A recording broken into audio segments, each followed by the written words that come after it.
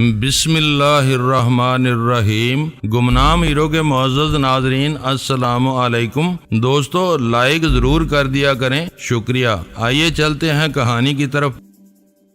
ادھوری اطلاع دے کر اپنا مذاق بنوانے کے بجائے اس نے پہلے مرحلے میں صرف اپنا اطمینان کرنا کافی سمجھا ہو۔ اس وقت اس کے لیے میری تباہی سے زیادہ اہم مسئلہ اپنی سلامتی کا تھا۔ ایک بار مجھے اچھی طرح شناخت کر لینے کے بعد وہ مجھے پکڑوانے یا مروانے کے لیے کسی بھی وقت دوسری کوشش کر سکتا تھا۔ اس حکمت عملی میں ناکامی یا سبکی کا کوئی امکان نہیں تھا۔ اس کے کھل کر اعتراف نہ کرنے کے باوجود مجھے بہت کچھ اندازہ ہو چکا تھا۔ اسی کے ساتھ یہ یقین بھی ہو گیا تھا کہ رازداری کی وجہ سے وہ اکیلا ہی مجھ سے ملنے کے لیے آیا ہوگا۔ وہ کسی کو ساتھ لاتا تو وہ ڈینی کو پہچاننے والا دوسرا شخص بن جاتا۔ شبراج کی اہمیت گھٹ جاتی۔ وہ اس قدر انا پرست اور متکبر تھا کہ اس طرح اپنے پیروں پر خود کلہاڑی نہیں مار سکتا تھا۔ ایف بی آئی سے اپنے معاملہ طے کرنے کے لیے تم آزاد ہو، مگر گرین کوبرا ایک قومی راز ہے۔ وہ فائل اپنے دوست کو نہ لوٹا کر تم نے بددیانتی کی ہے، اسے تمہارے پاس نہیں چھوڑا جا سکتا۔ وہ فائل مجھے درکار ہے، میں نے سرد لہجے میں کہا۔ نہیں، اس نے سختی سے جواب دیا، میں وہ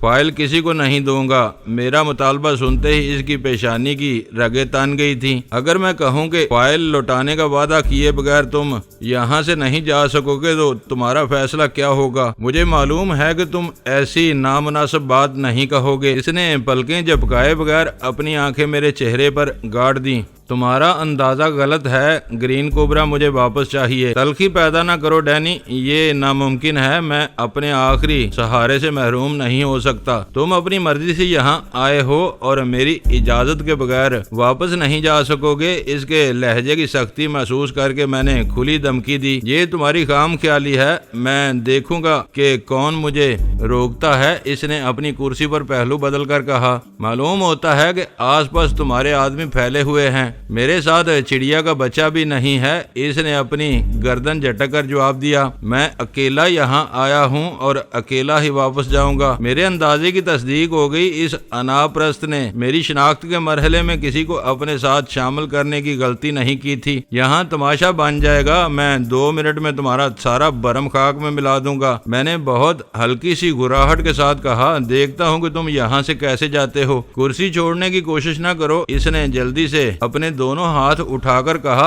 اجلت میں تم سب کچھ کھو دو گے، بیٹھ کر اطمینان سے پوزیشن سمجھ لو، پھر جو دل چاہے کر گزرنا۔ میں نے اس کی بات کا کوئی جواب نہیں دیا، خاموشی سے اپنی جگہ پر بیٹھا اسے گھورتا رہا۔ فائل ایک لفافے میں سیل ہے اور وہ لفافہ میرے ایک گہرے دوست کی تحویل میں ہے۔ اس نے میری استفسار طلب نگاہوں کے جواب میں کہنا شروع کیا۔ مجھے یہاں آئے ہوئے خاصا وقت گزر چکا ہے، اب مجھے چلنا چاہیے۔ وقت کم رہ گیا ہے۔ میں نے ٹھیک 7:15 بجے اپنے دوست کو فون کر کے ایک مخصوص پیغام نہ دیا تو وہ گرین کوبرا فائل والا لفافہ اسی وقت امریکی قونصل خانے کو پہنچا دے گا اور تم ہاتھ ملتے رہ جاؤ گے۔ میرے دماغ میں بے ساختہ ایک گالی نے جنم لیا، جسے میں نے اپنے لبوں پر آنے سے روکتے ہوئے کہا، تم جھوٹ بول رہے ہو، تمہاری کسی بات پر اعتبار نہیں کیا جا سکتا۔ پھر من مانی کار گزرو، میرے اور تمہارے لیے سب کچھ تباہ ہو جائے گا۔ اپنی وضاحت کے بعد وہ خاصا مطمئن نظر آنے لگا تھا۔ میں مخمصے میں پڑ گیا۔ اس نے اپنی اچانک کلا بازی سے مجھے جائے ماندن نہ پائے رفتن والی صورت حال سے دو چار کر دیا تھا۔ آج میرے برے وقت نے مجھے آن گھیرا ہے، مگر تم میرے ماضی سے اچھی طرح واقف ہو۔ قدرے توقف کے بعد اس نے دوبارہ بولنا شروع کر دیا تھا۔ میں کچا کام کرنے کا عادی نہیں ہوں۔ جب میں نے تم سے ملنے کا فیصلہ کیا تو یہ خطرہ میرے دماغ میں کل بلا رہا تھا جو اس وقت سامنے آ چکا ہے۔ میری نیت صاف تھی، میری جیب میں ہتھیار کے نام پر قلم تراش چاقو تک نہیں ہے۔ چاہو تو تم میری جامع تلاشی لے کر اس بات کی تصدیق کر سکتے ہو، میں نے تمہاری کینہ پروری کے قصے سنے ہوئے ہیں۔ تم اپنے دشمنوں کو کبھی معاف نہیں کرتے۔ مجھے شبہ تھا کہ مجھے اکیلا اور نہتا دیکھ کر تمہاری نیت ڈاواں ڈول ہو جائے گی۔ ایسے میں گیدڑ بھی شیر ہو جاتے ہیں۔ تمہارے بہکنے کا خطرہ بہت قوی تھا۔ میں اس کا پورا بندوبست کر کے یہاں آیا ہوں۔ اب فیصلہ تمہارے ہاتھ میں ہے۔ اس بار بھی میں فوری طور پر اسے کوئی جواب نہ دے سکا۔ میں غصے سے اندر ہی اندر پیچو تاب کھا رہا تھا۔ وہ خبیث میری دسترس میں آ کر بھی نکل بھاگنے کے لیے پار تول رہا تھا۔ میری سمجھ میں نہیں آ رہا تھا کہ اس کا کیا کیا جائے۔ گرین کوبرا اس کی تحویل میں رہتی تو کسی نہ کسی وقت اس کی بازیابی کی امید کی جا سکتی تھی۔ وہ فائل ایک مرتبہ دشمنوں کے ہاتھ لگ جاتی تو سب کچھ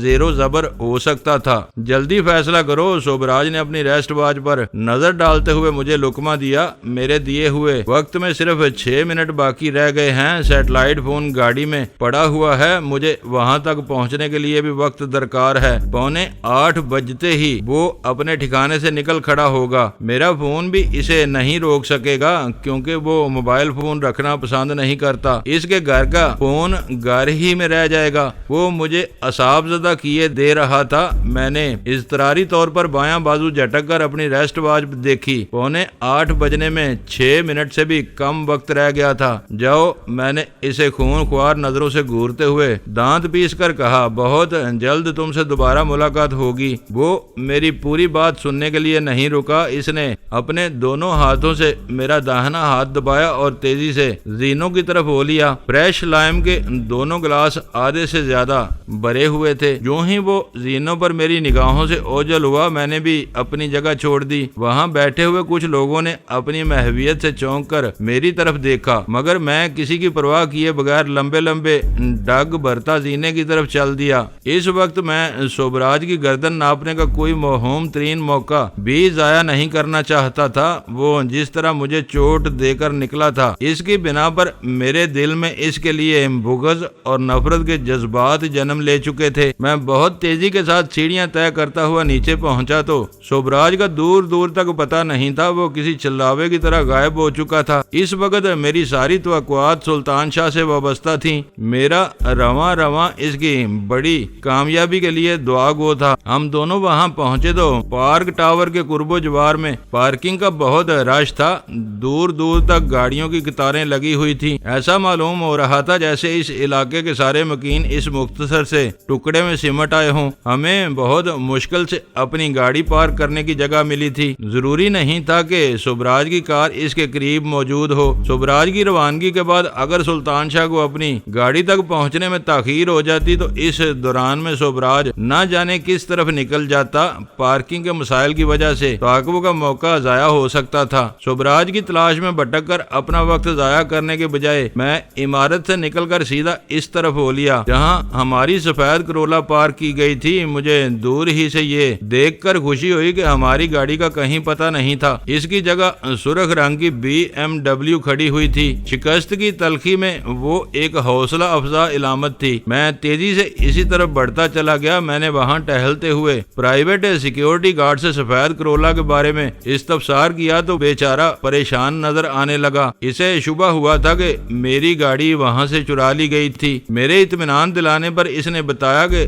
رش کے ان اوقات میں اس کے لیے ہر گاڑی کے بارے میں یاد رکھنا دشوار ہوتا ہے۔ البتہ اس نے یہ بتا دیا کہ سرخ BMW وہاں کم و بیش 20-25 منٹ سے کھڑی ہوئی تھی۔ میں ٹہلتا ہوا مین روڈ کی طرف چل دیا تاکہ وہاں سے ٹیکسی لے کر گھر جا سکوں۔ اپنی گاڑی کے نہ ہونے کی وجہ سے مجھے سلطان شاہ کی کامیابی کی کچھ نہ کچھ آس ہو چلی تھی۔ سلطان شاہ کو میری دیکھ بھال نہیں کرنی تھی۔ اس کا پہلا ہدف شوبراج تھا۔ وہ ہر فلور پر موجود لوگوں کا جائزہ لیتا ہوا فوڈ کورٹ سے اوپری منزل کی راہداری میں پہنچا تو اسے وہ دراز قامت شخص دوسروں سے بالکل الگ تھلگ نظر آیا جو ریلنگ کے سہارے کھڑا نیچے کے مناظر سے لطف اندوز ہو رہا تھا۔ وہ آنے جانے والوں کی طرف پشت کیے کھڑا ہوا تھا، اس لیے سلطان شاہ اس کا چہرہ دیکھنے کے ارادے سے آگے بڑھ گیا۔ کافی دور نکلنے کے بعد وہ پلٹا تو اس مشتبہ آدمی کے چہرے پر نگاہ پڑتے ہی اس کا دل اچھل کر حلق میں آ گیا۔ اس مونک اور باریش شخص کی ناک آگے سے خمدار تھی۔ سلطان شاہ کسی ایسے مورچے کی تلاش میں سرگرداں ہو گیا جہاں جم کر وہ شوبراج کی نقل و حرکت پر نظر رکھ سکے۔ اس نے شوبراج کو پہچان لیا تھا۔ ضروری نہیں تھا کہ وہ اس کے سامنے ہی رہتا۔ اس نے شوبراج کی پشت پر واقع ایک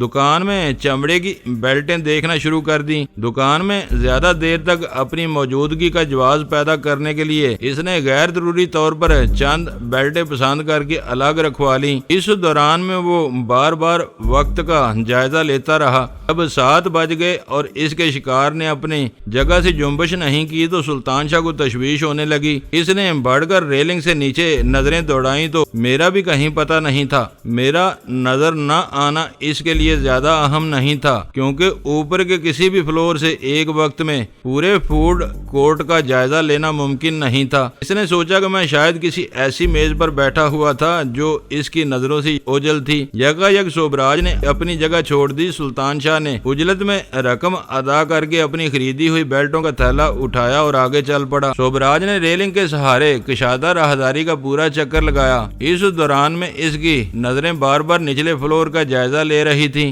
اپنا جائزہ مکمل کر کے وہ فلور پر موجود لفٹ کے کھلے ہوئے دروازے میں گھس گیا۔ سلطان شاہ اس کے قریب موجود تھا۔ چاہتا تو وہ بھی لپک کر لفٹ میں سوار ہو سکتا تھا، لیکن اسے سوبراج کا پیچھا کر کے اس کے ٹھکانے کا پتہ لگانے کی ذمہ داری سونپی گئی تھی۔ وہ غیر ضروری طور پر اس کی نظروں میں نہیں آنا چاہتا تھا۔ وہ تیزی سے نیچے جانے والے زینوں کی طرف ہو لیا۔ اس کے ذہن میں یہ خدشہ بھی موجود تھا کہ شاید ڈاکٹر صادق والے قصے میں سوبراج نے اس کی صورت ذہن نشین کر لی ہو۔ اس پر نگاہ پڑتے ہی اس کی یادداشت تازہ ہو جائے۔ ایسی صورت میں سلطان شاہ کا تعاقب کا منصوبہ بری طرح ناکامی سے دوچار ہو سکتا تھا۔ وہ نیچے پہنچا تو سوبراج لفٹ سے نکل کر عمارت کے نکاس کی طرف بڑھ رہا تھا اور خاصی عجلت میں تھا۔ اس وقت وہ اپنے گرد و پیش سے قدرے غافل نظر آ رہا تھا۔ انتہائی روشن فلور کا راستہ طے کرتے ہوئے اس نے اپنا سر جھکایا ہوا تھا تاکہ کم سے کم لوگ اس کا چہرہ دیکھ سکیں۔ سلطان شاہ چند قدموں کے فاصلے پر اس کا پیچھا کرتا رہا۔ سوبراج پارک ٹاور سے نکل کر پارکنگ ایریا میں ہو لیا۔ عمارت کے گرد بنے ہوئے پختہ راستے کی ایک جانب گاڑیوں کی طویل قطار لگی ہوئی تھی، وہیں سلطان شاہ کی گاڑی بھی موجود تھی۔ سوبراج کہیں رکے بغیر تیزی سے مین روڈ پر نکل آیا۔ گاڑیوں کی بھیڑ وہاں تک پھیلی ہوئی تھی۔ سلطان شاہ کو تشویش ہونے لگی۔ وہ سمجھ رہا تھا کہ سوبراج کسی وجہ سے چکنا ہو گیا تھا اور مجھ سے ملنے کا ارادہ منسوخ کر کے واپس لوٹ رہا تھا۔ سوبراج کی گاڑی مین روڈ پر کہیں پارک کی ہوئی تھی۔ سلطان شاہ اسے دیکھ کر جتنی دیر میں اپنی گاڑی تک پہنچتا، سوبراج کہیں کا کہیں نکل سکتا تھا۔ سخت ذہنی دباؤ اور تذبذب کے عالم میں سلطان شاہ اس کے پیچھے لگا رہا۔ سوبراج کی گاڑی دیکھے بغیر وہ کوئی متبادل راہ اختیار نہیں کر سکتا تھا۔ جب سوبراج نے ایک کالی مرسیڈیز کے پاس رک کر دروازہ کھولا تو سلطان شاہ ایک فیصلہ کر چکا تھا۔ اپنی گاڑی لینے کے چکر میں وہ کسی طرح سوبراج کا تعاقب نہیں کر سکتا تھا۔ اس نے مرسیڈیز کا نمبر ذہن نشین کرتے ہی کسی خالی ٹیکسی کی تلاش میں سڑک پر نظریں دوڑانا شروع کر دیں۔ وہاں سے کچھ فاصلے پر کلفٹن میں مین بس اسٹینڈ پر ہی ٹیکسی اسٹینڈ بھی تھا، جہاں سے وہ کسی بہتر ٹیکسی کا انتخاب کر سکتا تھا۔ مگر مسئلہ وہی تھا کہ سوبراج کے عزائم کا اسے کوئی اندازہ نہیں تھا۔ وہ وہاں سے ہلتا اور سوبراج غائب ہو جاتا تو وہ اسے کھو دینے کا صدمہ برداشت نہیں کر سکتا تھا۔ سڑک پر دور دور تک کسی خالی ٹیکسی کا پتہ نہیں تھا۔ ناکامی کے احساس سے سلطان شاہ کے ہاتھ پیروں میں ہلکی ہلکی اینٹھن سی ہونے لگی، جو اس کے بدترین اعصابی دباؤ کا نتیجہ تھی۔ اس دوران میں اس کی نظر بار بار کالی مرسیڈیز کی طرف اٹھتی رہی۔ یہ دیکھ کر اسے اطمینان ہوا کہ سوبراج نے گاڑی میں بیٹھتے ہی انجن سٹارٹ نہیں کیا تھا۔ ڈرائیونگ سیٹ سنبھالنے کے بعد اس نے دروازہ بند کر لیا تھا۔ پھر اس کے ہاتھ میں ایک بڑا اور دقیانوسی سا موبائل فون نظر آیا۔ وہ اس پر کسی سے بات کر رہا تھا۔ سلطان شاہ زیرک آدمی تھا۔ چند لمحوں کی بے یقینی کے بعد اس نے سمجھ لیا کہ وہ موبائل فون نہیں تھا۔ سوبراج گاڑی میں رکھے ہوئے سیٹلائٹ فون پر کسی سے بات کر رہا تھا۔ سلطان شاہ کو ایک خالی ٹیکسی نظر آ گئی۔ اس نے ہاتھ کے بے تابانہ اشارے سے اسے روک لیا۔ ٹیکسی روکتے ہی اس نے شہر کے دستور کے خلاف ڈرائیور سے کچھ کہے سنے بغیر اگلا دروازہ کھولا اور پیسنجر سیٹ پر سوار ہو گیا۔ بابو کیا بات ہے، کدھر جانا ہے؟ ڈرائیور نے ناپسندیدہ نظروں سے اس کا جائزہ لیتے ہوئے عجیب سے لہجے میں پوچھا۔ سلطان شاہ کن اکھیوں سے مسلسل سوبراج کا جائزہ لے رہا تھا۔ اس نے ٹیکسی ڈرائیور کے لہجے اور نگاہوں کو برداشت کرتے ہوئے نرمی سے کہا، معمولی کام ہے، میٹر سے 100 روپے زیادہ دوں گا، نیچے اتر جاؤ۔ ڈرائیور نے اس کی پوری بات سنے بغیر کہا، میں صاف ستھری سواریاں اٹھاتا ہوں، ایسے چکروں میں نہیں پڑتا۔ سلطان شاہ کا خون کھول اٹھا۔ اس نے دل ہی دل میں طے کر لیا کہ مرسیڈیز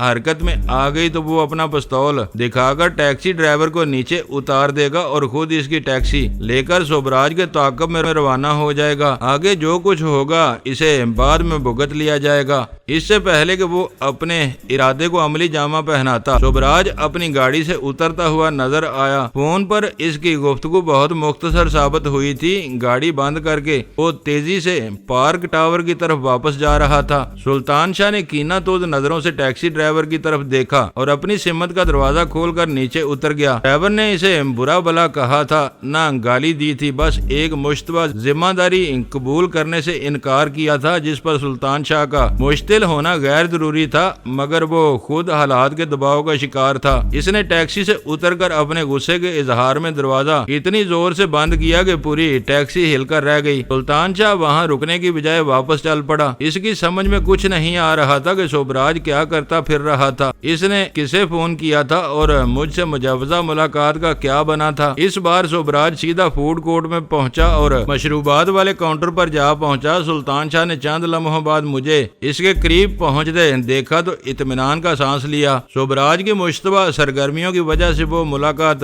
خاصی تاخیر سے شروع ہوئی تھی۔ سلطان شاہ کو توقع تھی کہ ہم دونوں کم از کم 15-20 منٹ تک ضرور مصروف رہیں گے۔ ٹیکسی کے اصول کے سلسلے میں اسے تلخ تجربہ ہوا تھا۔ فوری طور پر وہ ڈرائیور کے رویے پر مشتعل ہو گیا تھا، لیکن راستے میں اسے احساس ہوا کہ وہ غلطی پر تھا۔ یہ خوشی کی بات تھی کہ کراچی میں کچھ ٹیکسی ڈرائیور ایسے بھی تھے جو روزی کے مسائل میں مبتلا ہونے کے باوجود آمدنی کے مشتبہ ذرائع سے فائدہ اٹھانے پر تیار نہیں تھے۔ اس کے لیے وہ مہلت ایک نعمت غیر مترقبہ سے کم نہیں تھی۔ ہم دونوں فریش لائم کے گلاس لے کر میز کی طرف بڑھے تو سلطان شاہ آسودہ انداز میں وہاں سے واپس ہو لیا۔ اس نے اپنی گاڑی پارکنگ سے نکالی اور ایک لمبا چکر کاٹ کر مین روڈ کی اس سمت میں پہنچ گیا جہاں شبراج کی کالی مرسیڈیز کھڑی ہوئی تھی۔ اسے اپنی گاڑی لگانے کے لیے فوری طور پر کوئی موزوں جگہ نہیں مل سکی۔ وہ انجن سٹارٹ کیے انتظار کرتا رہا۔ جو ہی اسے ایک گاڑی اپنی جگہ سے باہر نکلتی نظر آئی، اس نے کرولا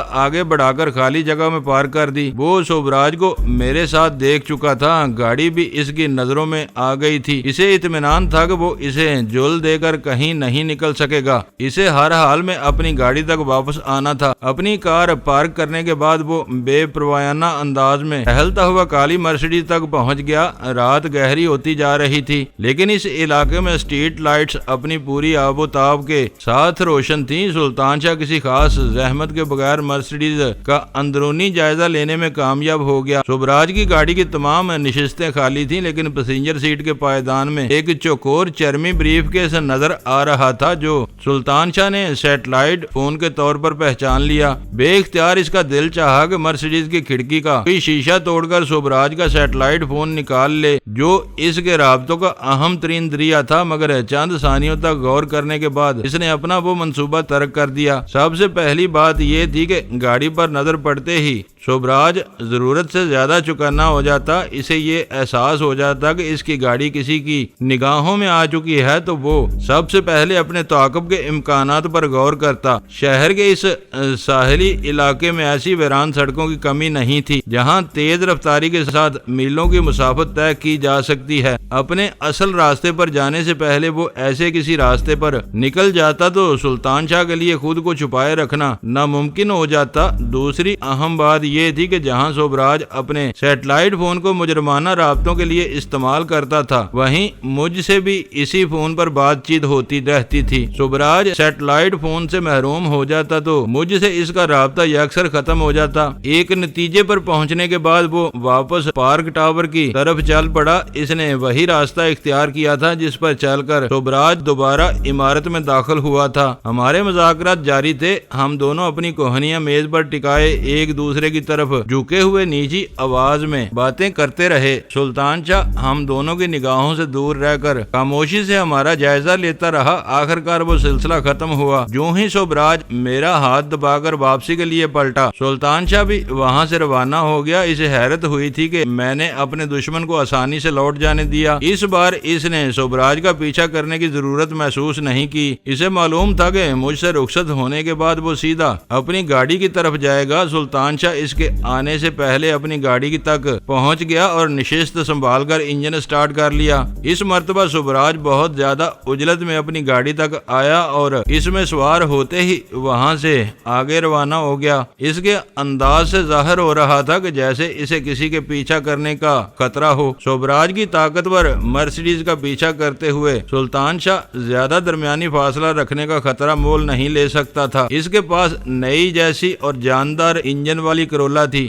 لیکن وہ اپنی کارکردگی کے اعتبار سے مرسیڈیز کا مقابلہ نہیں کر سکتی تھی۔ پرہجوم ٹریفک میں بے قاعدگی سے اپنا راستہ بناتا ہوا سبراج ذرا سی دیر میں اس شادہ سڑک پر جا نکلا جو ساحل کے متوازی بہت دور تک چلی گئی ہے۔ سلطان شاہ کا ماتھا ٹھنک گیا۔ وہ خالص تفریحی علاقے کی سڑک تھی۔ داہنی طرف پتھر کی بنی ہوئی پسیل تھی، دوسری طرف رہائشی مکانات تھے جن کا سلسلہ کچھ دور جا کر ختم ہو گیا تھا۔ سبراج کی رفتار سے اندازہ ہو رہا تھا کہ وہ اس سڑک پر کہیں مڑے بغیر سیدھا نکلتا چلا جائے گا۔ وہ کوئی اچھی علامت نہیں تھی۔ تفریحی حدود سے باہر نکلنے کے بعد سلطان شاہ کے لیے اس سنسان اور کشادہ سڑک پر خود کو چھپائے رکھنا ناممکن تھا۔ اسے پورا یقین تھا کہ اس وقت تک وہ خود کو سبراج کی نظروں سے بچانے میں کامیاب رہا تھا، لیکن سبراج نے جو راستہ اختیار کیا تھا اس پر زیادہ دیر تک وہ برہم برقرار نہیں رکھا جا سکتا تھا۔ اس نے کسی ناگہانی صورتحال کا مقابلہ کرنے کے لیے اپنا بھرا ہوا پستول جیب سے نکال کر اپنی گود میں ڈال دیا۔ بائیں طرف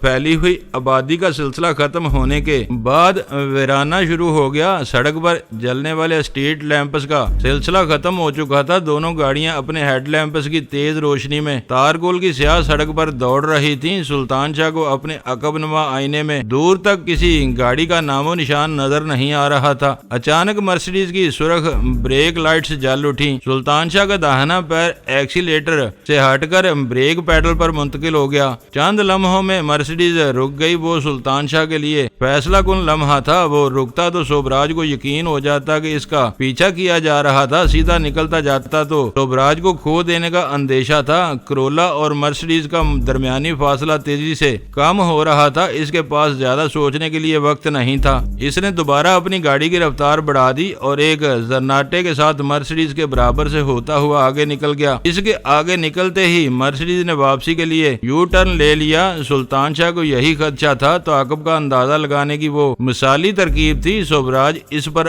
عمل کر گزرا تھا۔ اس نے تہیہ کیا ہوا تھا کہ وہ کسی قیمت پر سبراج کا پیچھا نہیں چھوڑے گا۔ اس نے نتائج کی پرواہ کیے بغیر اپنی گاڑی کی رفتار کم کی اور اسے گھما کر دوبارہ سبراج کے پیچھے ہو لیا۔ سبراج نے اپنے عقب نما آئینے میں اسے پلٹتے دیکھا تو اپنی گاڑی روک لی۔ اپنے اندیشے کی تصدیق کے بعد وہ تصادم کے موڈ میں آ گیا تھا۔ سلطان شاہ نے بھی اپنی گاڑی سڑک کے کنارے روک کر ہیڈ لیمپس گل کیے اور بہت خاموشی سے گاڑی سے اتر کر تاریک میدان میں آگے کی طرف دوڑ لگا دی۔ اس کا خیال تھا کہ سبراج کی توجہ اس کی گاڑی پر مرکوز رہے گی۔ اتنی دیر میں وہ ریتیلے میدان میں راج کرنے والی تاریکی کا فائدہ اٹھا کر اس کے سر پر پہنچنے میں کامیاب ہو جائے گا۔ اسے کو بھی امید تھی کہ اس کی کوشش کامیاب رہی تو وہ دو بدو مقابلے میں سبراج کو زیر کرنے میں کامیاب ہو جائے گا۔ اس رات بھی ہر سو چاند کی بہت ہلکی روشنی چٹکی ہوئی تھی جس پر بار بار گہرے بادلوں کا سایہ پڑ رہا تھا۔ وہ روشنی بہت ناکافی تھی، پھر بھی دور سے ہیولے دیکھے جا سکتے تھے۔ وہ دعا کر رہا تھا کہ کچھ دیر کے لیے چاند گہرے بادلوں کی اوٹ میں چلا جائے تاکہ اسے سبراج کو مکمل بے خبری کے عالم میں ڈیر کرنے کا موقع مل جائے۔ اس کی دعا بار آور ثابت نہ ہو سکی۔ آسمان پر تیرنے والے بادلوں کا رخ بدل گیا اور سبراج نے اسے دیکھ لیا۔ وہ اپنی گاڑی کے باہر کھڑا ہر سمت کا جائزہ لے رہا تھا۔ اس نے ایک فائر کیا، گولی سلطان شاہ کے قریب سے گزر گئی۔ وہ فوری طور پر وہیں رک گیا۔ سبراج کو اپنا نشانہ خطا ہونے پر مایوسی ہوئی۔ اس نے دوسری گولی نہیں چلائی۔ سلطان شاہ نے اپنی کمین گاہ سے اس کی پنڈلیوں کا نشانہ لیا اور فائر کر دیا۔ سبراج ایک دبی دبی چیخ کے ساتھ فضا میں اچھلا اور بہت تیزی سے اپنی گاڑی میں گھس گیا۔ سلطان شاہ کا حوصلہ بڑھ گیا۔ اس نے اپنی جگہ سے اٹھ کر مرسیڈیز پر گولی چلا دی۔ گولی اس کار کی باڈی میں گھس گئی یا پھر ہوا میں تیر گئی۔ شیشہ ٹوٹنے کی کوئی آواز نہیں سنائی دی۔ فضا میں مرسیڈیز کا انجن سٹارٹ ہونے کی آواز سنتے ہی سلطان شاہ نے اس کی طرف دوڑ لگائی، لیکن اس کے وہاں پہنچنے سے پہلے سبراج رفو چکر ہو گیا۔ سلطان شاہ کو یوں محسوس ہوا جیسے اس کے پیروں کے نیچے سے زمین نکل گئی ہو۔ سبراج مرسیڈیز میں بھاگ گیا تھا۔ وہ جوش میں آ کر اپنی گاڑی سے کافی دور آ چکا لگا تھا۔ جتنی دیر میں وہ اپنی گاڑی تک پہنچتا سوبراج غائب ہو چکا ہوتا۔ وہ تھکے ہوئے قدموں سے چلتا ہوا سڑک تک آیا اور سر جھکا کر اپنی گاڑی کی طرف ہو لیا۔ اسے شدت سے احساس ہو رہا تھا کہ سوبراج کو مار گرانے کے چکر میں اپنی گاڑی سے دور آ کر اس نے غلطی کی تھی۔ سوبراج اپنے بنیادی مورچے پر جمع رہا تھا اور اس کی گولی سے زخمی ہونے کے باوجود اپنی گاڑی میں فرار ہونے میں کامیاب ہو گیا تھا۔ سلطان شاہ نے اس مہم میں 2 نمایاں کامیابیاں حاصل کی تھیں۔ مرسڈیز کا نمبر نوٹ کر لیا تھا اور سوبراج کو زخمی کر دیا تھا۔ اس کے باوجود سوبراج کے تجربے نے اس کے جوش و جذبات کو مات دے دی تھی۔ اس کے لیے بس ایک خیال تسلی بخش تھا، میں تو روبرو بیٹھنے کے باوجود سوبراج کو روکنے میں کامیاب نہیں ہو سکا تھا، تو بھاگتے ہوئے مجرم کو پکڑنا یا اس کے ٹھکانے کا سراغ لگانا اس سے کہیں زیادہ مشکل کام تھا۔ اپنی اس دلیل سے وہ ویرا سمیت کسی کو بھی قائل کر سکتا تھا۔ میرے گھر پہنچنے کے چند منٹ بعد سلطان شاہ بھی واپس لوٹ آیا۔